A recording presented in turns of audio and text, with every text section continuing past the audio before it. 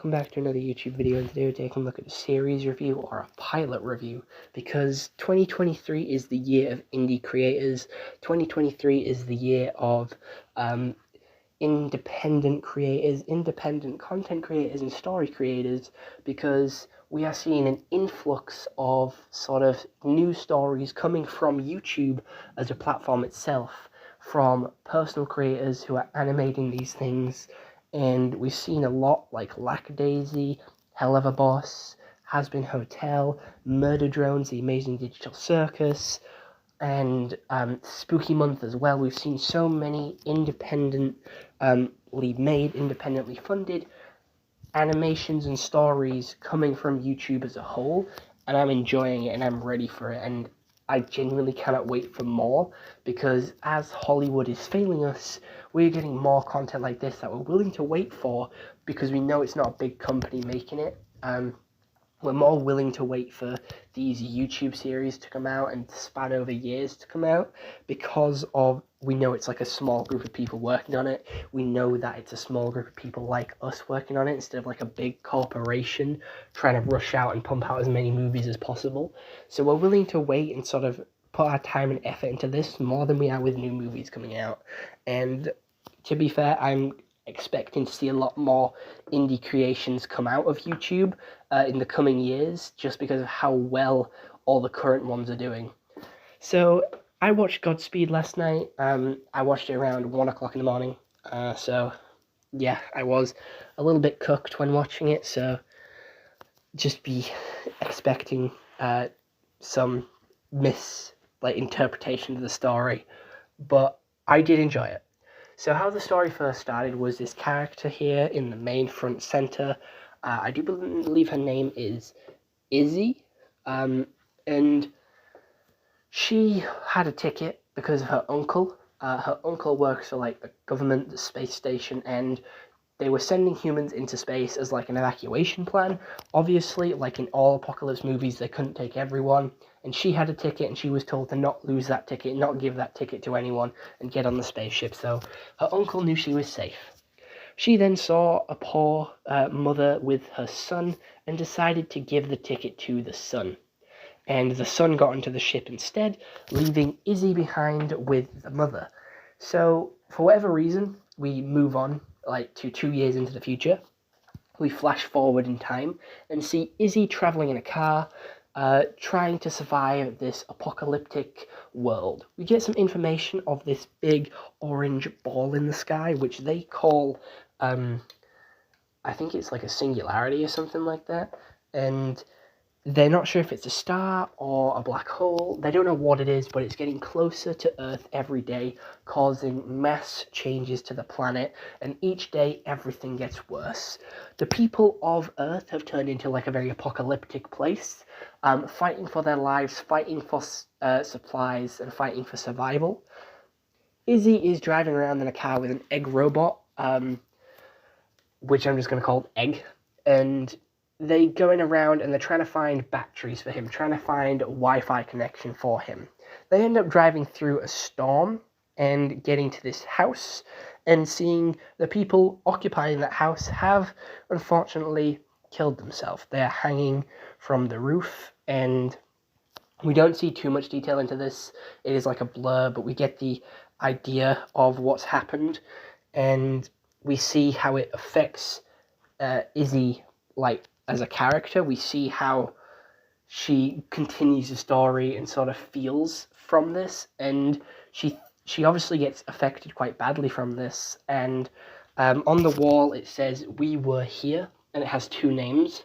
She adds her name to the bottom as well, and she gets this sort of sense of not wanting to be forgotten. She starts worrying that no one's going to remember her, that she's going to get forgotten, and she starts talking to Egg, who did get a stable Wi-Fi connection, started downloading all this music, all this media from this house, and they then go back to their sort of home base, their sort of area that they're living in, and Izzy did get hit by one of the rain droplets, which is, I don't know if it's really hard or if it's acid, because it sort of melted the water bottle but was breaking the windshield on the car, and when it hit her arm it started bleeding.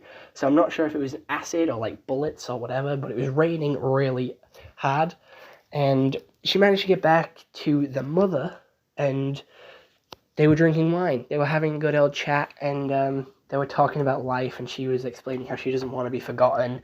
So the mother tries to cheer her up and tells Egg to play music. And instead of playing music, he gets a radio transmission from the uncle telling her to go back to the launch site because that's where they're coming back to get her. They're coming back to Earth to pick her up, coming back to Earth with a rescue mission, trying to pick up a couple of survivors. She then gets excited and gets ready to go. The mother doesn't want to go. She's sick of running and she wants to stay where she is. And she sends a message for her boy if she obviously finds him. So she sets off in the car, puts the tarp over the roof to stop the rain affecting the car, gets Egg, and they drive off into the distance. They then drive into the storm to try and get to the launch site, and obviously shit gets real, and the tarp falls off. Egg climbs out of the car, out of the window, still leaning into the car, if that makes sense. He's like half in, half out of the car, holding onto the tarp so they don't lose it, because that's what they need to be able to drive through this storm. And lightning strikes next to the car flips, Izzy blacks out, and that's where the story ends. That's where the pilot ends. So it leaves on a really good cliffhanger, and I'm really excited to learn more about this world.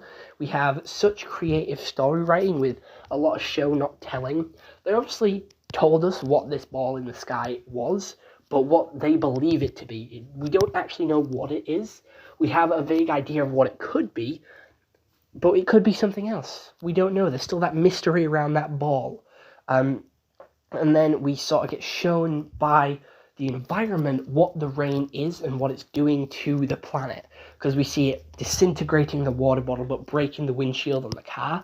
So we have a lot of differences of what this rain could be. We have a lot of sort of different ideas. And it is still a mystery to us because we never get explained what this rain is. But again, it affects stuff in different ways. So it sort of still leaves that mystery to us.